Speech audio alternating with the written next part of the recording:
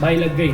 This is me getting a 20 LPA job to run the paint business for one of the biggest companies in the country right out of my MBA. But 2 years ago, almost everything I had built had failed. My co-working space, the market got saturated, so I stepped back. My startup, we had to shut it down. My dream internship, the company itself shut down right before they could keep me. So on paper, I was just a guy with 3 things that didn't work out, which is exactly why this makes no sense. Why would someone like urban company and a 25-year-old an entire category to run? Because somewhere inside all that failing, I somehow became the most employable person in the room. People are walking out of good colleges, even top ones, and not getting placed. So a fresh offer like this isn't supposed to happen, but it can, and it's a lot more in your control than people tell you. Because look, I wasn't a topper. I came from finance. I switched late, and for the longest time, I genuinely felt like everyone around me was miles ahead. But I did these 4 things differently that took me from 3 dead businesses to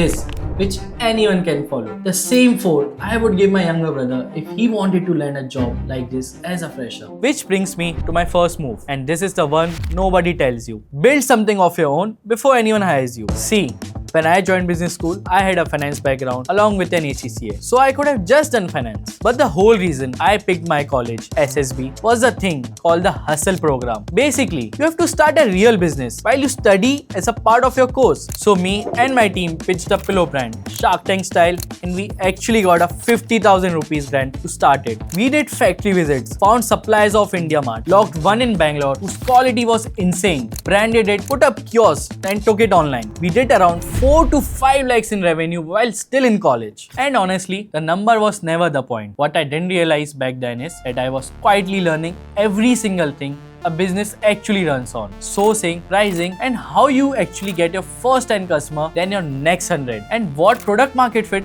actually feels like. Here's the part that flips everything. Even the stuff that didn't work out taught me more than any job could have.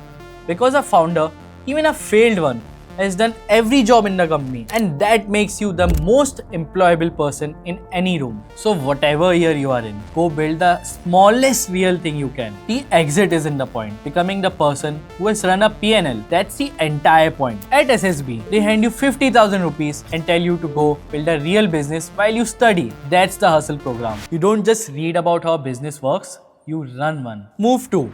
Once you have built something, you stop applying to internship the normal way and you start landing the right ones. After the pillow brand, I went after an internship at MPL. Not a mass apply 100 emails thing. I walked in able to show I had actually built and sold something real. And I got a brand and strategy role working on their India and US games. Now here is what mattered. In that role, I had to work with the product team, the marketing team, the brand team, the campaign team, all at once. That has a boring name, cross collaboration.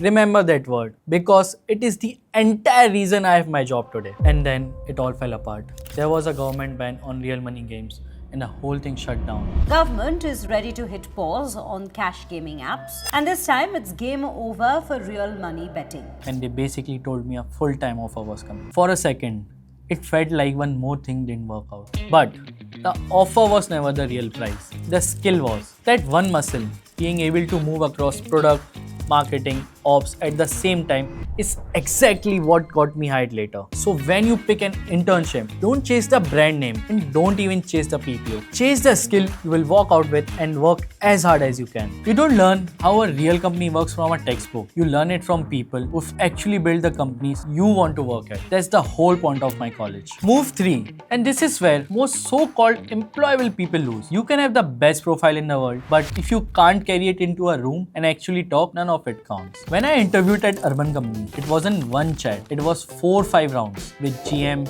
AVP, VPs, case studies in almost everyone. And they didn't ask me theory, they grilled me on stuff I had actually done. The co-working space, the pillow brand, how I had priced things, how I had run ops. So here is the rule I live by. Whatever is on your CV, you know it in depth. Every single line, the what, the why, the how, the problem you were solving, the backstory, no bypassing anything. Do structured thinking, case practice, getting pressure tested by people who actually hire. That's the muscle SSB drills, which is the thing that wins you the room. And move 4.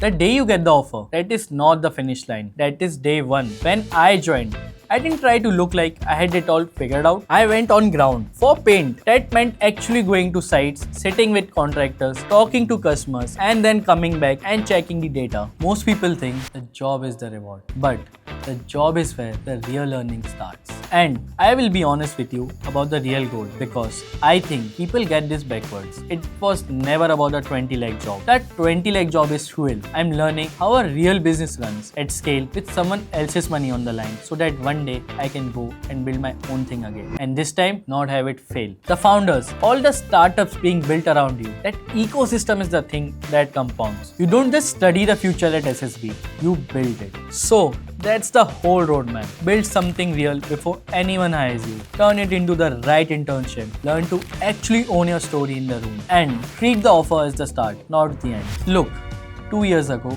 I had a co-working space that didn't work, a startup we shut down, and an internship that vanished.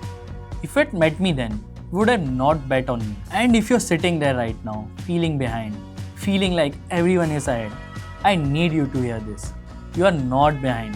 You are just early. Every single failure on my list is the reason I can do what I do today. So go build the small, messy, real thing. And that might just be the one that changes everything for you.